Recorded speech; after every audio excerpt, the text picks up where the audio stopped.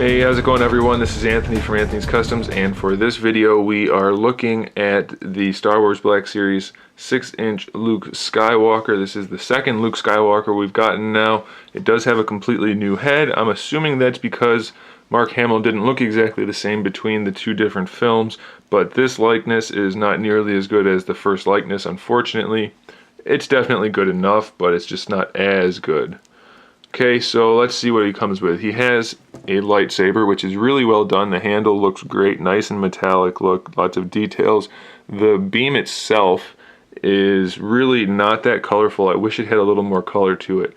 It's nice and clear. I mean, the translucent, the opacity or lack thereof is really nice, but it could have used a little bit more coloring to that to make it a little more vibrant. And then he also does have a blaster, so that's good. He can hold a lightsaber in his left hand, which is a standard gripping hand, and the blaster in his right. And he comes with a holster for the blaster, which is connected to his belt. Let's see how it fits. It fits very well. Let's see if we can snap it. First time doing this. Oh, look at that. Very well done. Boy, I wish Hasbro put this kind of effort into the Legends figures, because these guys are pretty darn impressive. They're really, really nice figures. Very cool. Let's see how he holds the lightsaber. This guy's fresh out of the package, so you're seeing it for the first time with me. Holds it pretty well. Could fit in the hand a little better, I think, but it's not horrible at all. Pretty good. Might be a little long. Looks like it might be, but who knows? I don't know things like that. I'm not that big of a Star Wars fan to know how long the lightsabers are supposed to be exactly. Alright, let's look at the figure. I think the belt comes off. It looks like it does, but after further inspection, I don't see where it would, so it looks like it's staying on. Alright, so the entire figure has all this really nice texturing. Let's get super close so you can see that. So because of that texturing, they were able to do, it looks like they did a wash in order to give him some nice detail, and it worked really well. The entire bodysuit is really well painted just because it has that wash. It looks great. The leather parts on the belt and holster look really good. They have kind of a wash going on, and then the buckles are all painted, and his boots have their own individual paintwork. So this guy looks really good. His hair has some different shades in it. His eyes are painted fairly well. Really nothing too much to complain about other than the likeness isn't that great, but it's not bad. So in terms of articulation, the head is as we would expect on one of these hinged discs. So the head can move forward, back, no problem, side to side, a little bit left and right, like kind of like cocking the head to an angle, but not a whole lot.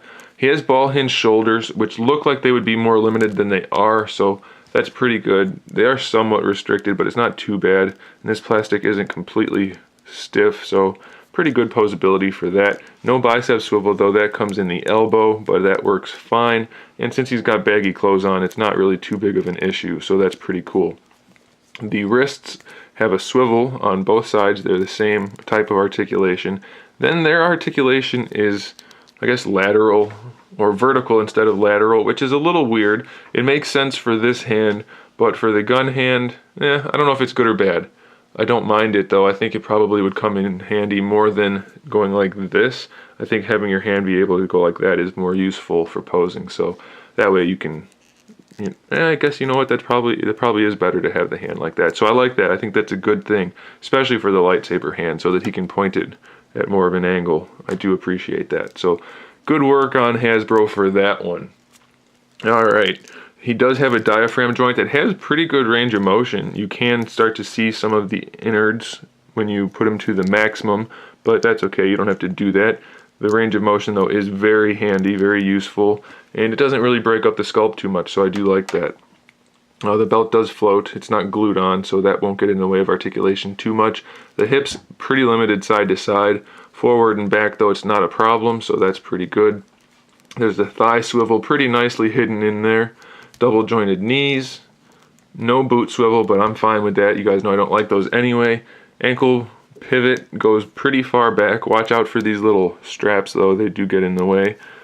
And then far enough forward, not as much as I would prefer.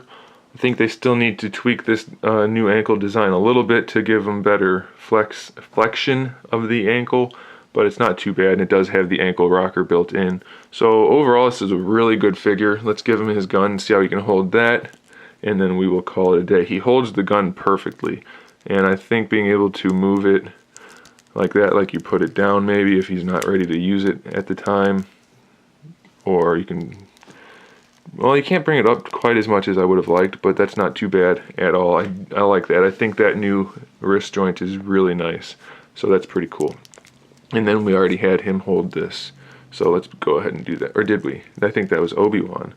So we can have him standing like a boss. That's how you have to say that, by the way.